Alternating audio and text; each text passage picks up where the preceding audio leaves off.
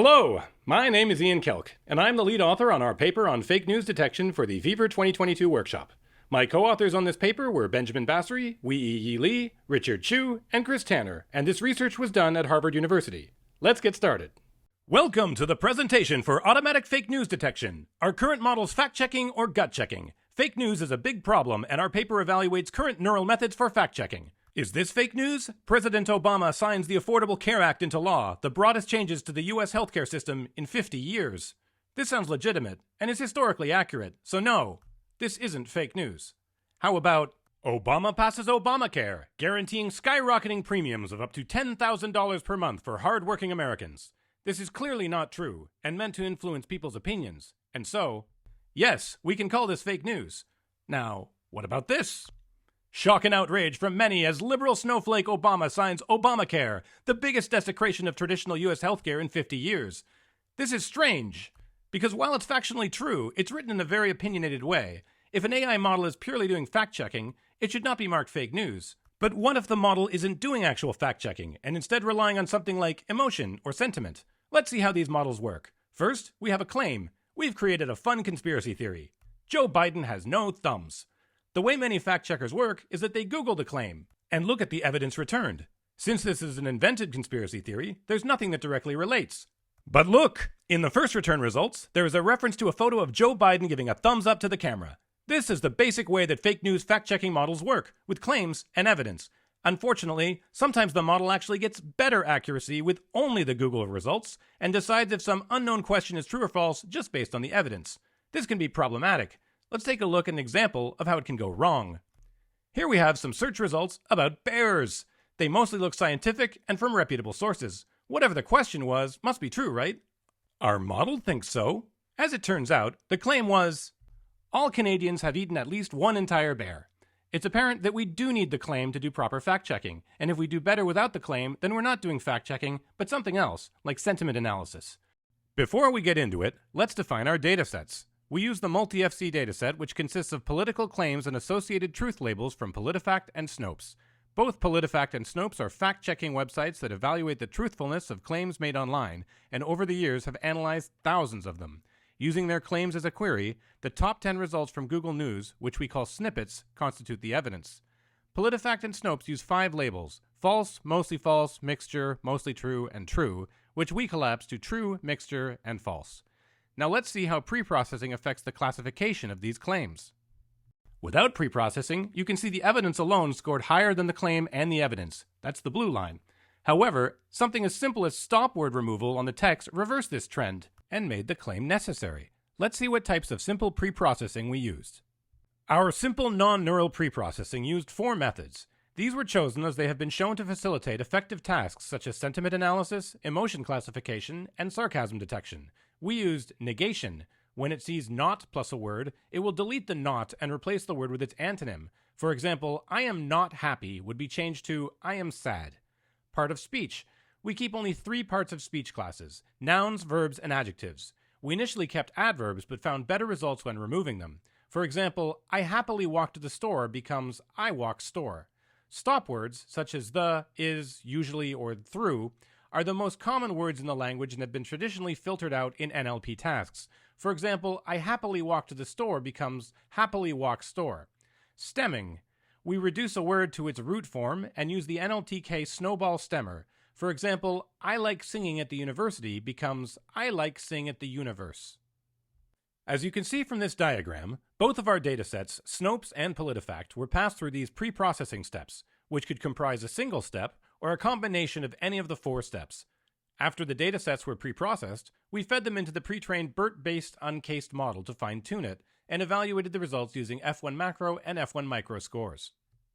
This simple non-neural pre-processing was surprisingly effective. On the left is a graph with no pre-processing, where our BERT model returns nearly identical results for the evidence alone without the claim. On the right, POS and stop word removal each make the model more reliant on the claim, while POS also sees an increase in performance. A surprising result is the effectiveness of the simple POS and stop pre-processing steps. POS keeps everything but nouns, verbs, and adjectives, and is in a way a superset of stop. We wonder if stop words, which are often discarded, actually contain signals such as anaphora, a repetitive rhetoric style which can affect NLP analyses. As an example, Donald Trump makes heavy use of anaphora. In his 2017 inauguration speech, an excerpt of which is shown here, he repeats many of what would be considered throwaway words. But by removing the stop words we, will, and again, perhaps the model relies less on the text rhetoric style and more on the entailment we are seeking. We then tried an adversarial technique to create paraphrases of both the claims and the evidence using a transformer-based seek-to-seek model called StyleFormer.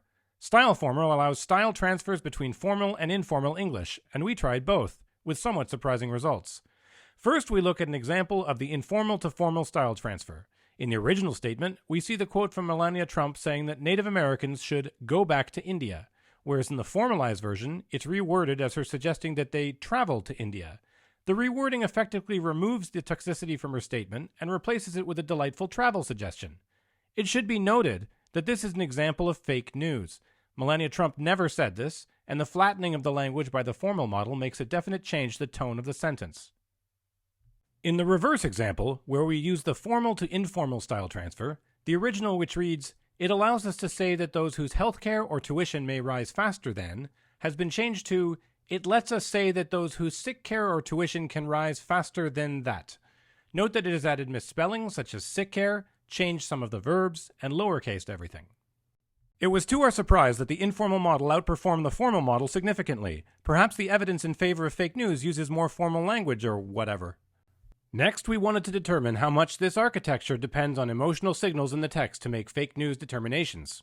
We used the NRC Affect Intensity Lexicon, which is a list of English words with real valued scores of intensity for 8 basic emotions: anger, anticipation, disgust, fear, joy, sadness, surprise, and trust, where the intensities range between 0 and 1.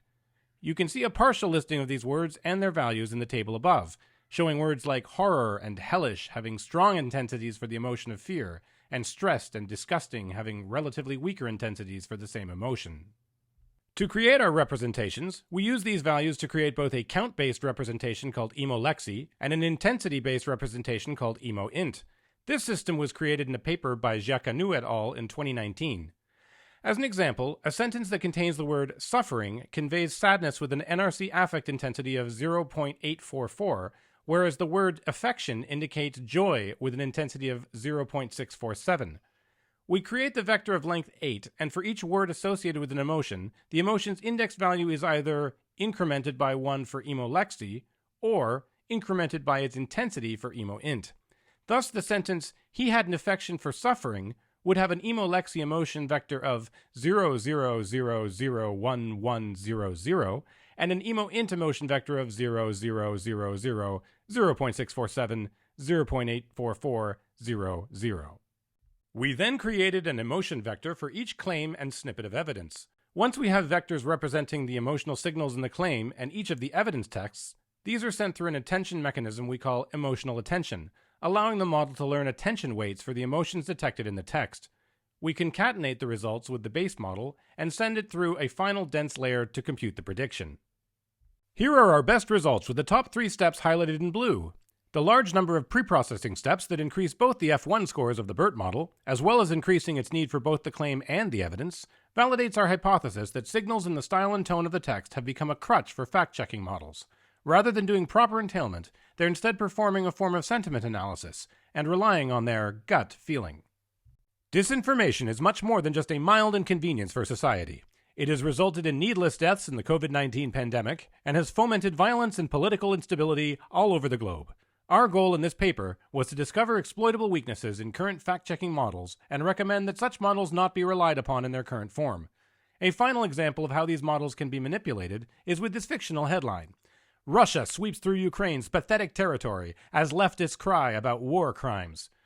Based on our findings, it's entirely plausible that automatic fact-checking models could deem this to be fake news, and this is not the desired outcome. Thank you, and 2 thumbs up from Joe Biden.